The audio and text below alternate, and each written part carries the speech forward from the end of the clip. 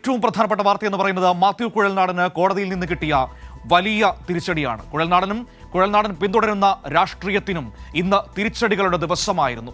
കുഴൽനാടൻ എന്ന രാഷ്ട്രീയ നേതാവ് കോൺഗ്രസിന്റെ MLA പൊതുസമൂഹത്തിന് മുൻപിൽ തുറന്നു കാട്ടപ്പെട്ട് സംപൂജ്യനായി നിന്ന ദിവസം. മുഖ്യമന്ത്രിക്കും മകൾക്കുമെതിരായ ഹർജിയിൽ മാത്യു കുഴൽനാടന് കോടതിയിൽ നിന്ന് ലഭിച്ചത് കനത്ത തിരിച്ചടി. ഹർജി രാഷ്ട്രീയ പ്രേരിതമെന്നാണ് അത് തള്ളിക്കൊണ്ട് കോടതി വിലയിരുത്തിയത്. CMRLന് അനുകൂലമായ ഒരു തീരുമാനവും സർക്കാർ എടുത്തിട്ടില്ല എന്ന് കോടതി വിധിന്യായത്തിൽ പറയുകയുണ്ടായി. നിയമപരമായി ഒരു വിട്ടുവീഴ്ചയും ചെയ്തിട്ടില്ലെന്നും കോടതി. വിധിയുടെ പകർപ്പ് പുറത്തുവന്നു. ഏതായാലും നമുക്ക് തിരുവനന്തപുരത്ത് നിന്ന് വിജിൻ തയ്യാറാക്കിയ റിപ്പോർട്ടിലേക്ക് പോകാം. മാസങ്ങളായി മുഖ്യമന്ത്രിയെ ആരോപണ വിധേയനാക്കി നിർത്താനുള്ള ഒരു ശ്രമങ്ങൾക്ക് കൂടിയുള്ള തിരിച്ചടിയാണ് തിരുവനന്തപുരം വിജിലൻസ് കോടതിയുടെ ഭാഗത്തു നിന്നുണ്ടായത്. മാത്യു കുഴൽനാടൻ നടത്തിയ ഓരോ ആരോപണങ്ങളും പൂർണ്ണമായും തള്ളിക്കൊണ്ട് രാഷ്ട്രീയ പ്രേരിതമാണ് ഈ ആരോപണങ്ങളും ഹർജിയും എന്ന് കോടതി കൃത്യമായി വ്യക്തമാക്കുന്നു.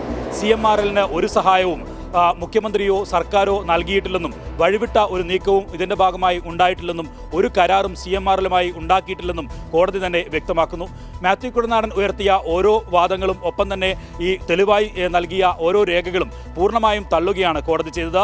എന്തായാലും ശക്തമായ വാദങ്ങൾക്ക് ഒടുവിൽ കോടതി തന്നെ പല ഘട്ടങ്ങളിലും ചോദിച്ചിരുന്നു, തെളിവുകൾ ഇല്ലാതെ എന്തിനാണ് ഇത്തരമൊരു ഹർജിയുമായി വന്നത് എന്ന കാര്യം. അതിനൊന്നും മറുപടി നൽകാൻ മാത്യു കുഴൽനാടന് കഴിഞ്ഞില്ല. മാത്യു കുഴൽനാടൻ അവസാന ഘട്ടങ്ങളിൽ വിധി പറയാൻ വെച്ച ഘട്ടങ്ങളിൽ ഉൾപ്പെടെ താൻ പുതിയ രേഖകളും തെളിവുകളും ഹാജരാക്കിയിട്ടുണ്ട് എന്നായിരുന്നു വ്യക്തമാക്കിയത്. ഈ രേഖകളും തെളിവുകളും ഒക്കെ പരിശോധിച്ചാണ് വിധി പ്രഖ്യാപനം കോടതിയുടെ ഭാഗത്തുനിന്ന് ഉണ്ടായത്. പൂർണ്ണമായും മാത്യു കുഴൽനാടൻ നൽകിയ എല്ലാ വാദങ്ങളും തള്ളിക്കൊണ്ടാണ് കോടതി ഇത്തരത്തിലുള്ള ഒരു പ്രസ്താവനയിലേക്ക് വിധി പ്രഖ്യാപനത്തിലേക്ക് പോയത് എന്നതും ശ്രദ്ധേയമാണ്. എന്തായാലും കോടതി സൂചിപ്പിക്കുന്ന ഏറ്റവും പ്രധാനപ്പെട്ട കാര്യം ഇത്തരത്തിലുള്ളൊരു രാഷ്ട്രീയ ആരോപണം മാത്രമായി എന്തിനാണ് ഇങ്ങനെയൊരു ഹർജിയുമായി വന്നത്? മറ്റ് രാഷ്ട്രീയ നേതാക്കൾക്ക് എതിരായും മറ്റ് രാഷ്ട്രീയ നേതാക്കൾക്ക് പണം നൽകി എന്ന രീതിയിലുമുള്ള കാര്യങ്ങൾ ഈ CMRLുമായി ബന്ധപ്പെട്ട് ഉയർന്ന ഘട്ടങ്ങളിൽ ഒന്നും അത്തരം കാര്യങ്ങളിൽ ഒന്നും എന്തുകൊണ്ടാണ് ഒരു അന്വേഷണം ആവശ്യപ്പെട്ടുള്ള ഹർജിയുമായി പരാതിക്കാരൻ എത്താത്തത്? മുഖ്യമന്ത്രിക്കും മകൾക്കും എതിരെ മാത്രം എന്തിനാണ് ഇത്തരത്തിലൊരു ഹർജിയുമായി വന്നത് എന്ന കാര്യത്തിൽ